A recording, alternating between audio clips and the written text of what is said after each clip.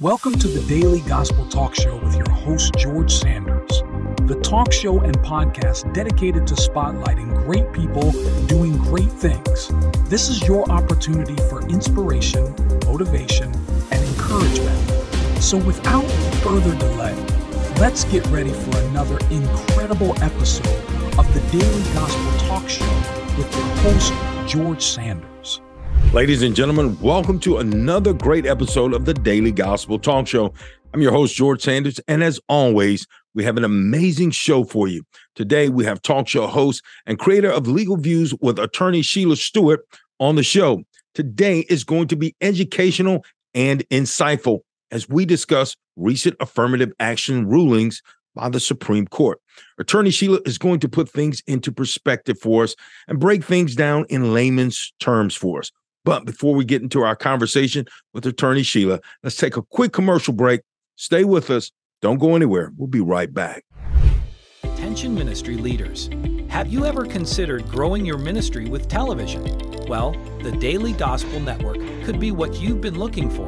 As one of the nation's largest Christian broadcasting companies, the Daily Gospel Network broadcast all over the world on popular streaming platforms like Roku, Amazon Fire, and Apple TV. If you're looking to grow and reach more people, the Daily Gospel Network could be your solution.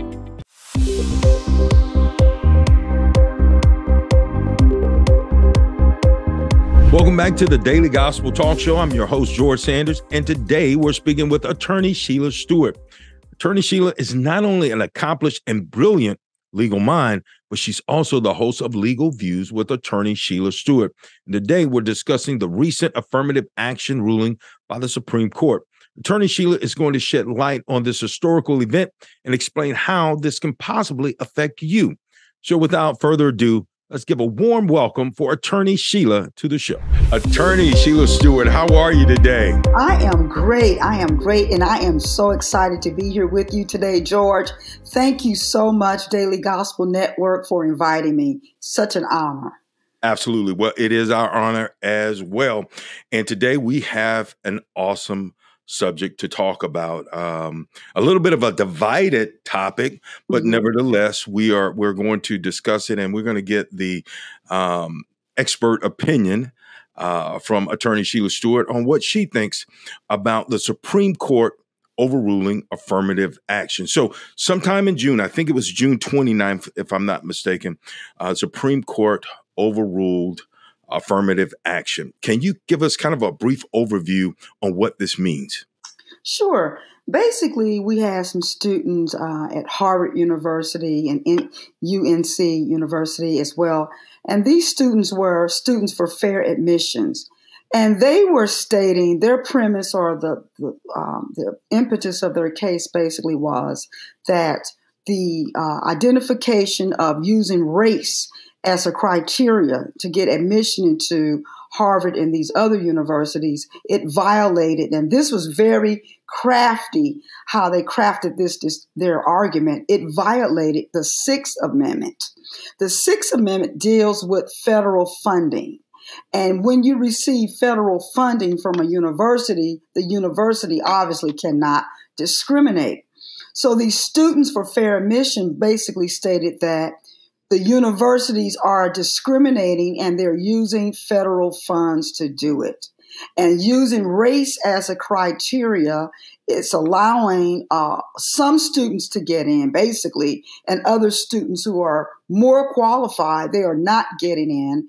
And this is unconstitutional, and it breaks the federal law and violates Title VII, which provides federal funding for universities. You know, and this is very important. I mean, obviously, African-American, and not only just African-American student, but minority students are trying to get into college. And we live in a society that has, taught us, going to college is kind of the gateway to, having a successful career. Yes. With this happening, how do you think this is going to affect the minority students in admissions? It will deeply impact the opportunities and advancement for minority students, in my opinion. And when I speak in terms of minority students, I'm speaking more importantly or particularly for students that are Black and brown.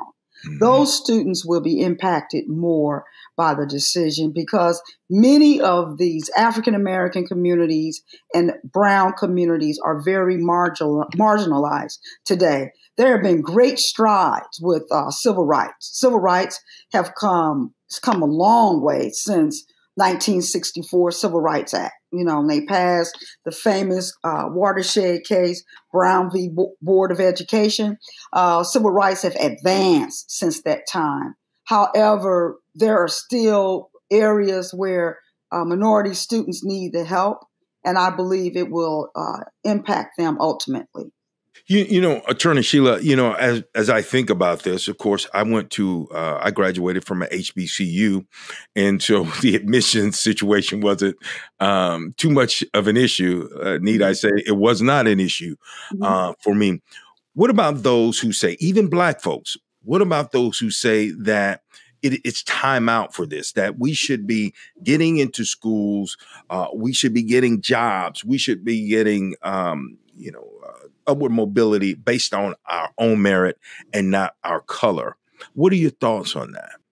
I think that argument has merit to it. Okay. But when you look at the impact of 400 years of just discriminatory underlining treatment that took place in the United States, from slavery to Reconstruction to segregation and all of the different systems that Black and brown people have come through, there's still a lot of work that needs to take place in America.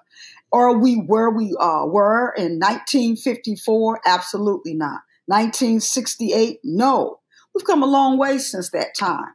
But there are still many marginalized communities. Also, the evidence is showing that Americans are getting poorer. Individuals are now, they said that the poverty rate was up 12%. And there are individuals that are now more homeless. You see the homeless rate has skyrocketed. So when you see economic distress, there will be educational distress. And the two run together, economics and education. So therefore, when you see the distress in the economy, you most definitely need, in my opinion, some assistance for those who are struggling. I see. And, you know, as we're looking at this, Attorney Sheila, so this is a done deal. It is a done deal. It's a done deal. So from a legal standpoint, is there any possibility of reversals? Is there, how does that part work? Or is it is what it is, and now we have to, as I stated earlier, get into school on our own merits?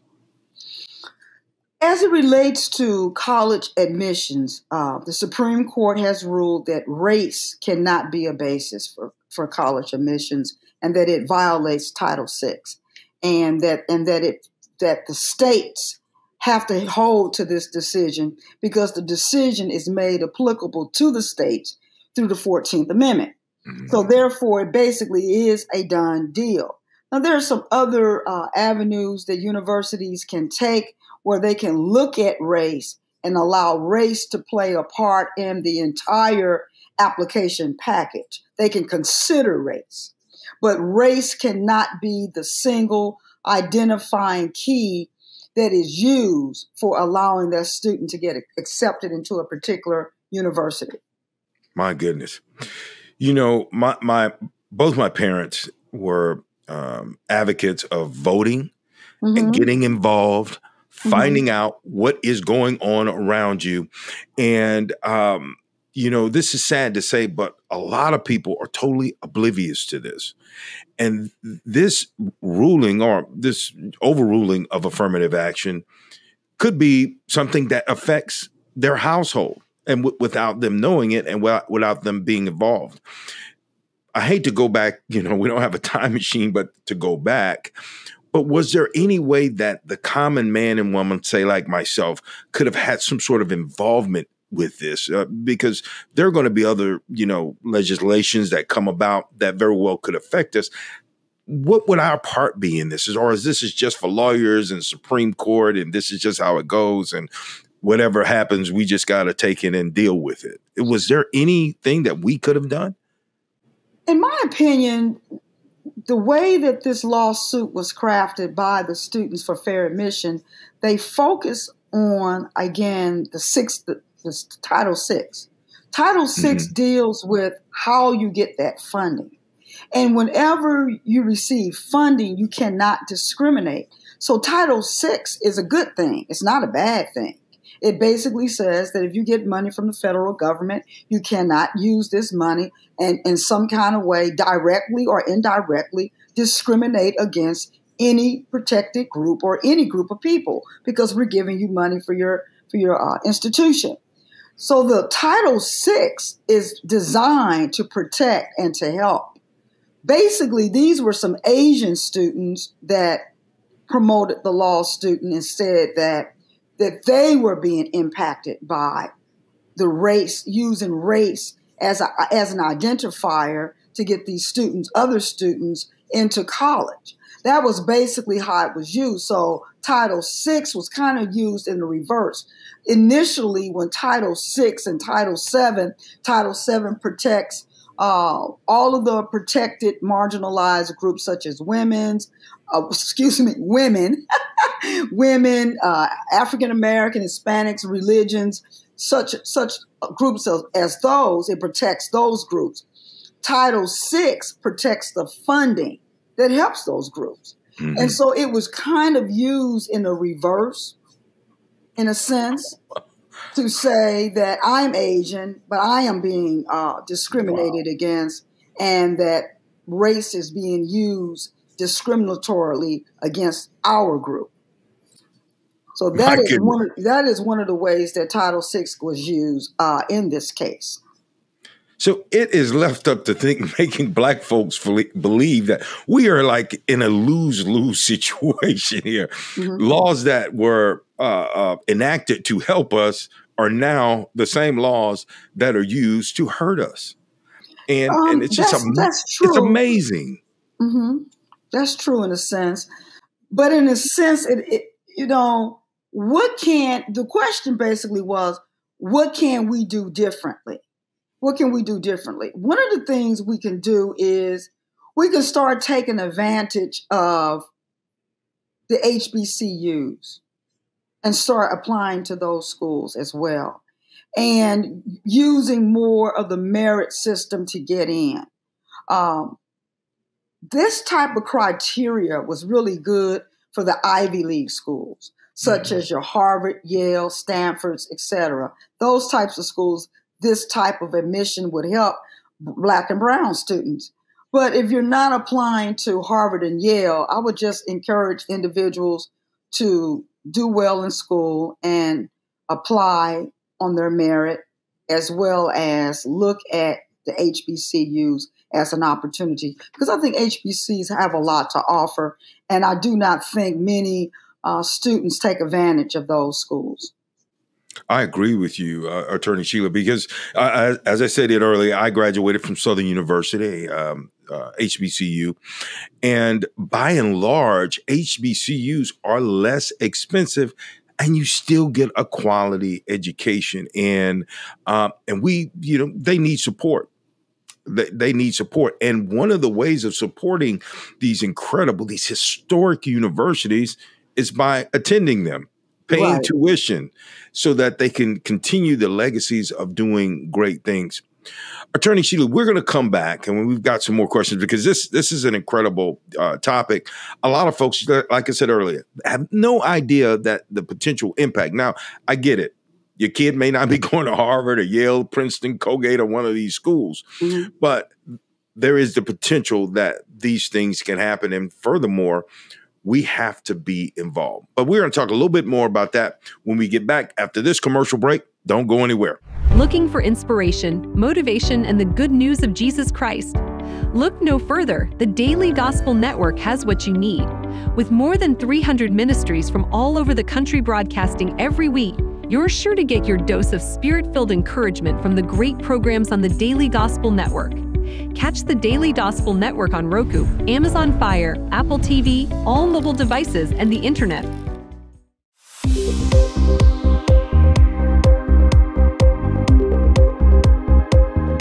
We are back. I'm George Sanders, the host of the Daily Gospel Talk Show, and we have Attorney Sheila Stuart with us, and we've been talking about Supreme Court overruling of affirmative action as it pertains to admissions in colleges. So this has been a juicy conversation, and it's always good to get the perspective of a legal mind on this, because, you know, a lot of times we put emotions in this, and so it's in our mind it's right or wrong, but you know, you've got laws involved in these things.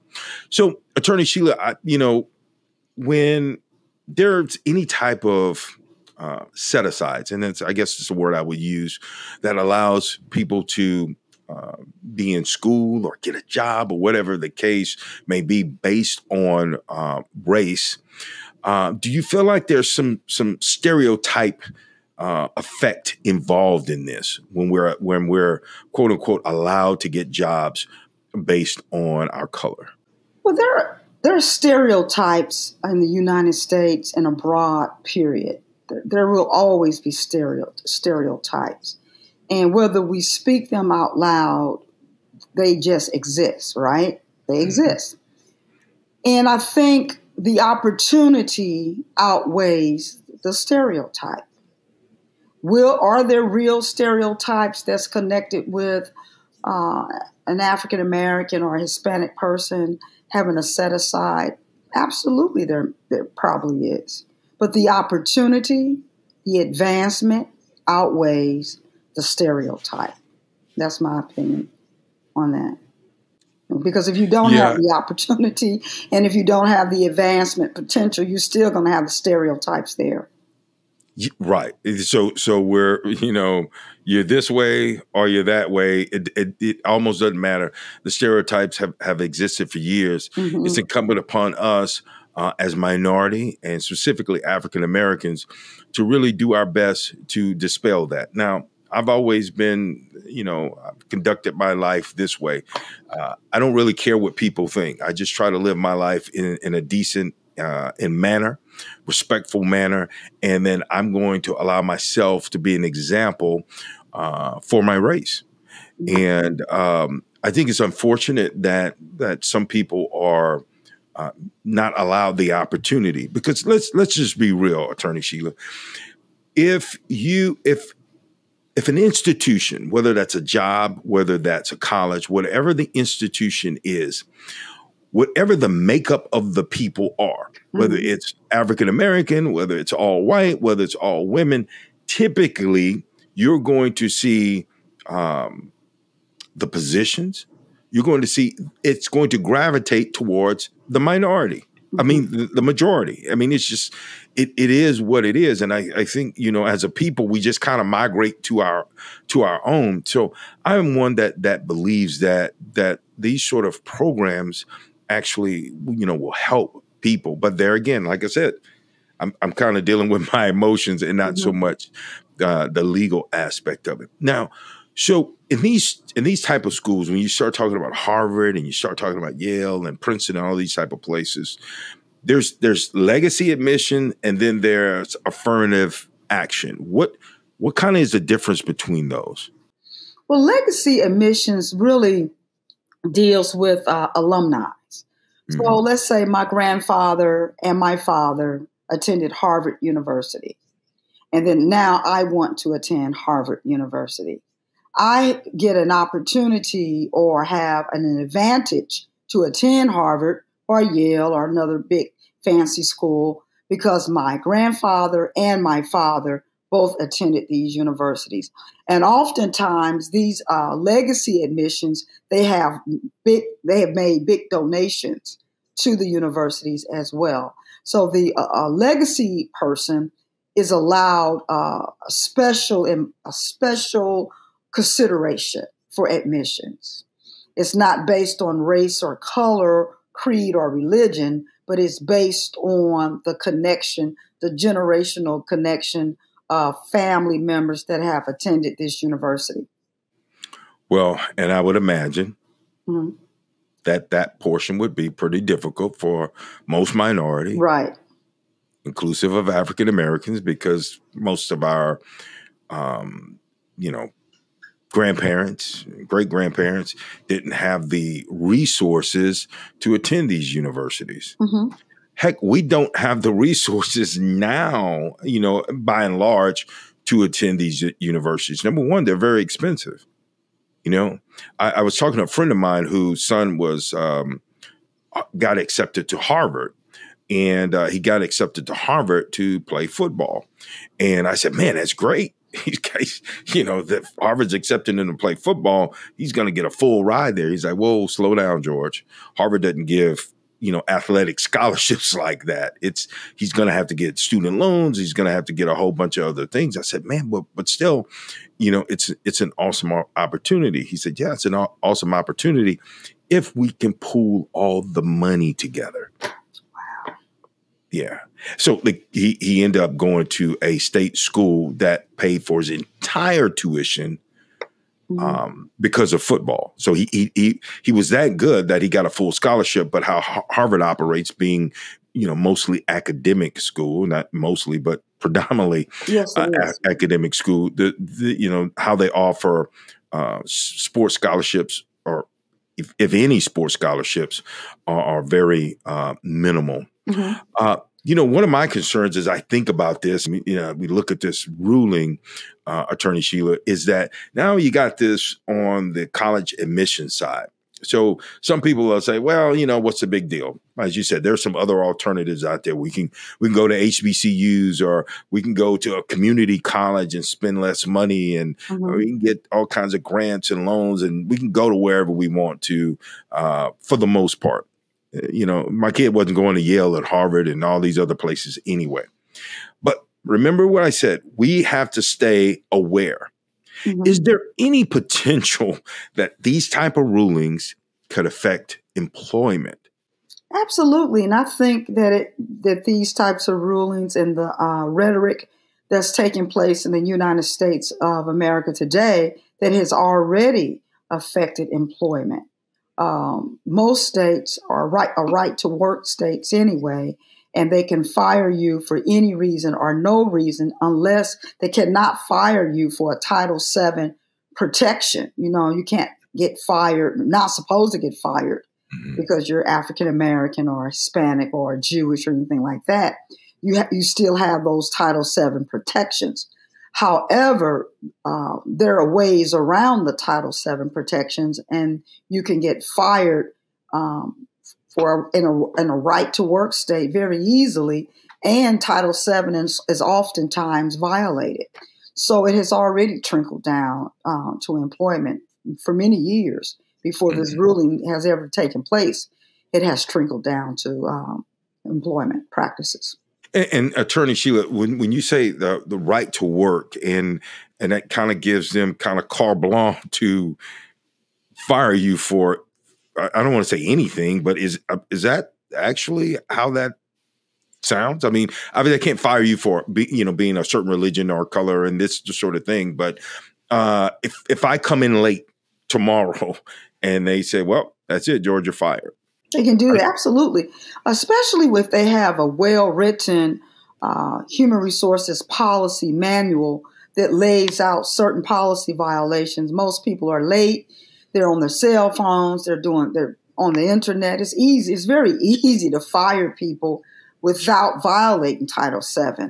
So in a right to work state, they can fire you for a call. They don't have to have a cause to fire you. They don't have to have a cause. They can just fire you. Wow. And it just cannot be for Title VII protections. Ladies and gentlemen out there, be on your P's and Q's. And this is why we have topics like this. A lot of folks out there just don't know. they're probably thinking on their level, well, first of all, what do you say? You call it right to work state. Okay, so if that is your case, you're probably under the understanding, oh, they got to give me 3 warnings, or they got to do, is that just something that they're saying around the job, or is that actually in the manual, right? You're speaking in terms of progressive discipline. Mm-hmm. All companies do not follow a progressive discipline policy. And if companies do not adhere to a progressive discipline policy, again, you can get terminated for any reason or no reason. And they don't have to have a warning, strike 1, strike 2, and then place you on a performance improvement plan. They can just let you go because it is a right to work state. Yeah. So be on your P's and Q's.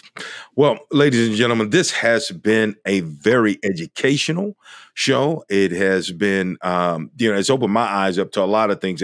We're probably going to get, we're going to get Attorney Sheila Stuart back because we're going to figure out this work thing, because I'm telling you, listen, we got to be vigilant about understanding what our rights are and what can happen to us. So I want to thank Attorney Sheila Stuart for being a superb guest on our show. Thank you so much. It was fun. My pleasure. Absolutely. And I want to encourage you to watch her show, Legal Views with Attorney Sheila Stuart, on the Daily Gospel Network. And we'll give you the times at the bottom of the screen. You'll be able to see that. And I thank her so much for being a guest on our show. And also, I want to thank you for watching the Daily Gospel Talk Show. As always, until next time, I want you to be safe and may God bless you. See you then. Thank you so much. Thanks for tuning into the Daily Gospel Talk Show with your host, George Sanders. The talk show and podcast dedicated to spotlighting great people doing great things. Join us next time for your weekly dose of inspiration, motivation, and encouragement. So until then, stay safe and God bless from your friends at the Daily Gospel Talk Show and host George Sanders. Attention ministry leaders. Have you ever considered growing your ministry with television? Well, the Daily Gospel Network could be what you've been looking for. As one of the nation's largest Christian broadcasting companies, the Daily Gospel Network broadcasts all over the world on popular streaming platforms like Roku, Amazon Fire, and Apple TV. If you're looking to grow and reach more people, the Daily Gospel Network could be your solution. Looking for inspiration, motivation, and the good news of Jesus Christ? Look no further. The Daily Gospel Network has what you need. With more than 300 ministries from all over the country broadcasting every week, you're sure to get your dose of spirit-filled encouragement from the great programs on the Daily Gospel Network. Catch the Daily Gospel Network on Roku, Amazon Fire, Apple TV, all mobile devices, and the internet. Attention ministry leaders. Have you ever considered growing your ministry with television? Well, the Daily Gospel Network could be what you've been looking for. As one of the nation's largest Christian broadcasting companies, the Daily Gospel Network broadcasts all over the world on popular streaming platforms like Roku, Amazon Fire, and Apple TV. If you're looking to grow and reach more people, the Daily Gospel Network could be your solution. Looking for inspiration, motivation, and the good news of Jesus Christ?